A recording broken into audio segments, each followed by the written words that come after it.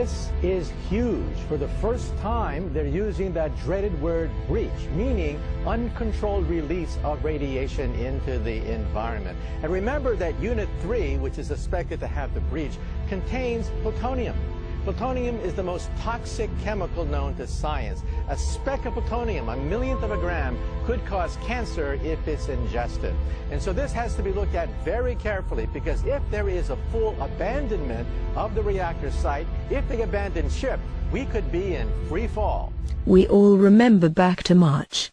Japan being rocked by a magnitude 9 earthquake. Then as the story developed, the world watched on in horror as massive tsunami waves pounded the northeastern coast, causing terrible loss of life. The same tsunami waves that wrecked large areas and killed thousands also severely damaged the Fukushima nuclear plant. I watched in horror as the news broadcast shocking pictures of the explosions at the plant. Here we are going to have a look at this modern nightmare. We start off with a BBC clip. Here we see Professor Chris Busby telling the truth, right from the start. The other, a Paige shill who has a pension from the nuclear industry, is giving the nuclear industry's line. Listen carefully to what he has to say at the end of his time. Professor Chris Busby is with me, a former government advisor on radiation, the scientific secretary at the European Committee on Radiation Risk. Good to have you with us, Chris. Thank you very much for coming in. And we have Professor Ian Fells from the University of Newcastle upon Tyne, who is a former advisor to the World Energy Council. Professor Fells, good evening to you. Hello. Well, first of all, this is the most severe earthquake that they have ever had. The nuclear power stations in Japan have always been designed to cope with earthquakes, but coping with an earthquake of this ferocity is perhaps something that they hadn't anticipated. It would appear, though, that the actual primary containment of the core of the reactors has not been breached, and these explosions, which are superheated steam come hydrogen explosions, are the outside part, the non-nuclear part of the power station, and they're extremely worrying all the time. But they seem to have it under control at the moment. This is very, very similar to the Chernobyl accident. Exactly the same scenario. We have boiling water reactors in which there's been an explosion, and then there's been a continuous release of information saying every time nothing much is happening, there's not very much radiation. Nobody's going to be harmed, the levels are below this and below that and so on. All the same things that happened after the Chernobyl accident, and the real situation with the Chernobyl accident only came out after several days, and I suspect this is what we're going to have to wait for here. But what has happened here is exactly the same thing, that the cooling water situation, there'd be no cooling for the fuel rods. The fuel elements then will melt. If they melt and they fall down into the bottom of the reactor, there can actually be a nuclear explosion. What they are saying at the moment is it's a zirconium hydrogen explosion. Inconceivable to me that they haven't flown a helicopter over the top of the reactor so we can look down and see whether what they're saying is actually true. So I have very big suspicions about this, and incidentally an awful lot of radioactivity is coming out. We have been using a very advanced, sophisticated computer airflow model to model the direction of the wind, and luckily it is blowing more or less out to sea northwards along the coast. But there's a piece of the coast that moves out with another reactor there, and this reactor suddenly registered a high level of radiation sometime after the #1 reactor blew, and this was due to radiation coming from the #1 reactor and blowing north along this track, which means that up to 100 kilometers away from this reactor we're getting concentrations of plutonium and cesium and iodine and all of these substances which emerged after the Chernobyl accident and caused significant harm to the population, I have to say. A very remote possibility. Incidentally, that this explosion, these reactors aren't anything like the Chernobyl ones, which are RBMK reactors, and that was a gigantic hydrogen explosion, it's true, which blew material 2 kilometers into the upper atmosphere. But let's look at what the radiation release might be, and it would be mostly radioactive iodine. Now, radioactive iodine has a half-life, I think, of about 8 days. In other words, after 2 or 3 weeks, it's faded away. So, I mean, if that's anything, that's a bit of comfort. I mean, you're not going to worry about radiation releases very much, especially if they're pretty mild. You're going to worry about just not having electricity. This is a radiological catastrophe already. it could get a great deal worse. And people will suffer as a result of the radiation and the radioactive radionuclides that are being put out from this plant. And incidentally, one of them is plutonium. And in the plutonium reactor, we're going to get plutonium coming out of that already. And plutonium cannot be detected by Geiger counters. It's an alpha emitter. So the readings that they are giving, in order to reassure everybody, high as they are, do not detect the particles of uranium and plutonium which are being released from this reactor all the time, never mind whether it's exploded or open or whatever. Professor Wells really is sticking to the accepted nuclear industry line. They are not dangerous. Don't worry about radiation. You should be more concerned about not having electricity. Frankly, that's a load of bollocks. But already in the early stages, you could see the differing lines emerging. Professor Busby telling the cold hard facts and the industry saying everything is okay. Everything okay, really? Sounds a bit like the China syndrome to me. The China syndrome. It's about people. People who lie. And people faced with the agony of telling the truth. Right. People like Kimberly Wells, a television reporter paid to smile, not to think. A few words about a veterinarian who makes house calls on sick fish. Or is it aquarium calls? Richard Adams, a cameraman who never learned how to play by the rules. Wait till you get that other room, get that radiation all over that cute little body.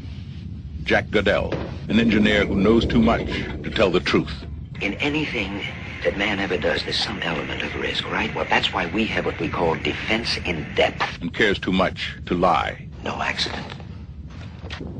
It will start with a tremor in a nuclear power plant. Where it will end will depend on 3 people. I would say you're probably lucky to be alive. Same for the rest of Southern California. Jane Fonda. Let's face it, you didn't get this job because of your investigative abilities. Kimberly, don't fight it. Jack Lemmon. There was a vibration. Michael Douglas. I don't know that accident is the right word. Accident is the right word. The China syndrome. The harder they try, the more resistance they meet. They've got their own security men. Do you hear what I'm saying? Do you want me to make it any clearer? The closer they get, the more threatening it becomes. The China syndrome.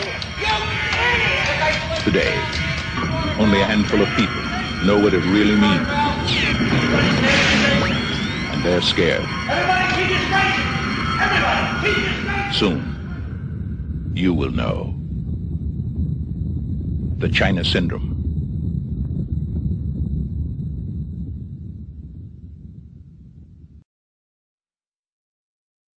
They don't want to acknowledge how bad the situation is. The leadership there is disconnected from reality. They're not physicists. They're not engineers. They think it's just going to go away. They live in a fantasy parallel universe. The Japanese government says it's a number 5, like 3 Mile Island.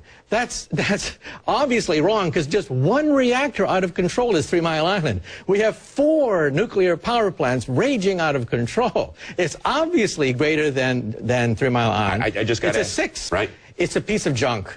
So it's done. It's going to be irradiated. It's gone. There's no way you can salvage that thing. So other than if it spirals out of control, we could lose a good chunk of northern Japan. Well, in a democracy, we have to evaluate what is called the Faustian bargain. Faust was this mythical figure who sold his soul to the devil for unlimited power.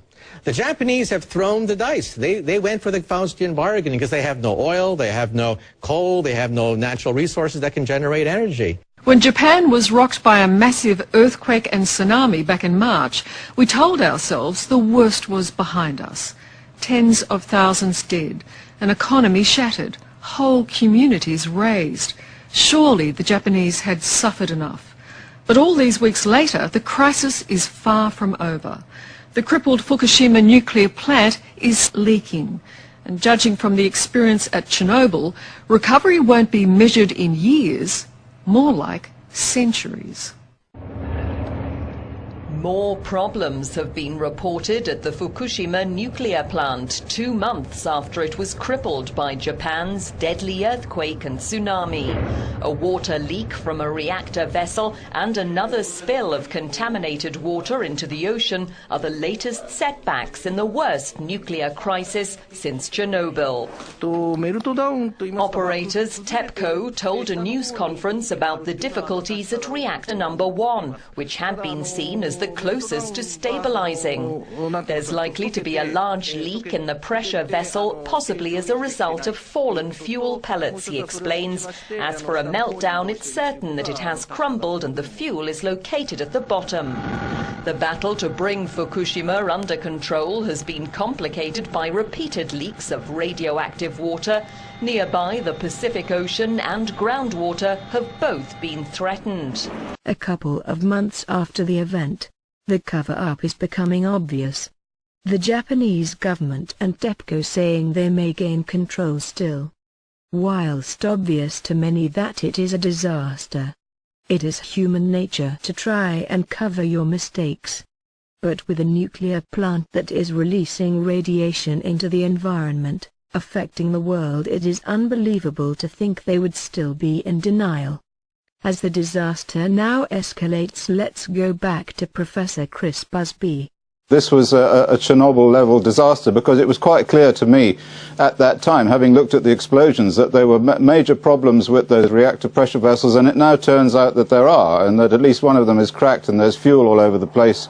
This is a much worse accident than Chernobyl, and the reason is that there are a lot of people living nearby. The population of the 100-kilometer zone is about 3 million, and out to 200 kilometers there's another 7 million people.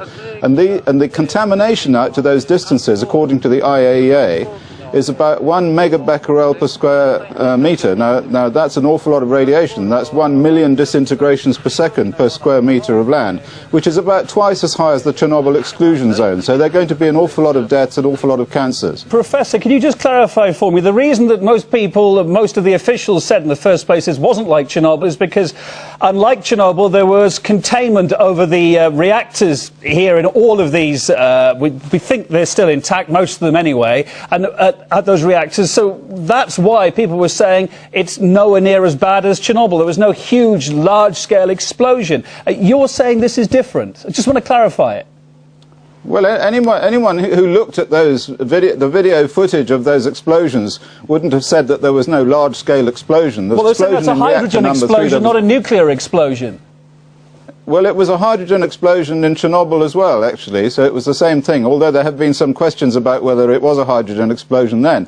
But the other point that you've missed, or that people missed, is that there were a huge number of spent fuel rods sitting right on top of the reactor. So when it exploded, and everybody saw it exploding, all of those fuel rods went up in the air. And anyway, as we now know, it has melted down. So I don't think it suddenly melted down yesterday. Is this I think that thing was split.